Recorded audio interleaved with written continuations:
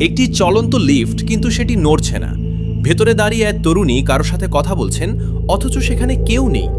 এরপর যা ঘটল তা ইন্টারনেটের ইতিহাসে সবচেয়ে বড় রহস্য হয়ে দাঁড়িয়েছে। আজ আমরা কথা বলবো এলিশা ল্যাম এবং রহস্যময় সেই লিফট ফুটেজ নিয়ে। 2013 সাল, লস অ্যাঞ্জেলেসের সেসিল হোটেল। হোটেলের সিসিটিভি ক্যামেরায় দেখা যায় এলিশা ল্যাম নামের এক তরুণী লিফটে ঢুকছেন। ফুটেজে দেখা যায় তিনি অস্বাভাবিক আচরণ করছেন, কখনো বাইরে উঁকি দিচ্ছেন, কখনো অদ্ভুতভাবে হাত নাড়াচ্ছেন, যেন অদৃশ্য কারো হাত থেকে বাঁচার চেষ্টা করছেন। সবচেয়ে আশ্চর্যের বিষয় হলো, লিফটের দরজা অনেকক্ষণ খোলা থাকলেও সেটি বন্ধ হচ্ছিল না। এই ঘটনার কয়েকদিন পর হোটেলের পানির ট্যাঙ্কের ভেতর তার নিথর দেহ উদ্ধার করা হয়। প্রশ্ন হলো, একজন মানুষ পানির ট্যাঙ্কের ওপরের ভারী ঢাকনা নিজে নিজে খুলে ভেতরে ঢুকলেন কিভাবে?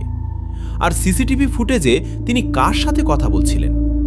অনেকেই একে প্যারানর্মাল বা অতি প্রাকৃত ঘটনা বলে মনে করেন। হোটেল সেসিল নিয়ে আগে থেকেই অনেক ভুতুড়ে গল্প প্রচলিত ছিল, যা এই রহস্যকে আরও গভীর করে তোলে।